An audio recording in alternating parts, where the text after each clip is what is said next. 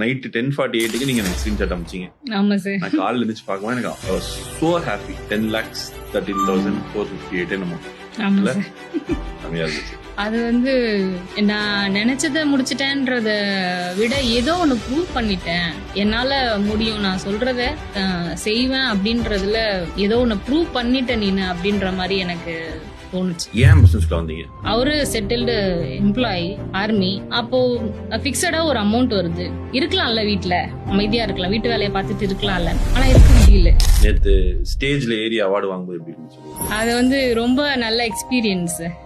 இத்தனை நாள் கஷ்டப்பட்ட உழைப்புக்கு ஒரு கிடைச்ச ஒரு அங்கீகாரம். ஆன்போர்டிங் கால்ல வந்து ஆன்போர்டிங் கால்ல what's the revenue you want to achieve சொன்னப்ப நீங்க 10 lakhs போட்டுருக்கீங்க.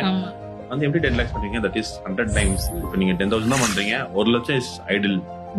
1 to 3 lakhs is easily possible. 10 lakhsக்கு நீங்க நிறைய இன்வெஸ்ட் பண்ணணும், நிறைய வேலை செய்யணும். அது பாசிபிள் இல்லைன்னு சொன்னேன். நீங்க என்ன சொன்னீங்கன்னா, நான் பண்ணுவேன் சார்.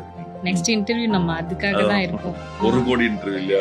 நெக்ஸ்ட் இயரே சார் நான் உங்களுக்கு அச்சீவ் பண்ணிட்டு நான் உங்களுக்கு ஸ்கிரீன்ஷாட் அனுப்புறேன். மக்கள் ஏன் டிபிடி ஜாயின் பண்ணணும்னு நினைக்கிறீங்க? ஃபெயிலியர்ஸை பார்க்காம ஒரு அச்சீவ்மெண்ட்ன்றது வர முடியாது. அந்த ஃபெயிலியர்ஸை எப்படி ஓவர் கம் பண்றது, இது தப்பாயிடுச்சா, இது எந்த இடத்துல தப்பாச்சு, அடுத்த தடவை பண்ணும்போது எப்படி பண்ணலாம் அப்படின்றத சொல்றதுக்கு இன்னொரு நாலேஜபிள் பர்சன் வேணும். அந்த அளவுக்கு நாலேஜபிள் பர்சன்ஸ் இங்க இருக்காங்கன்றதுனாலயாவது அந்த 90 days ப்ரோக்ராம் எடுக்கணும்.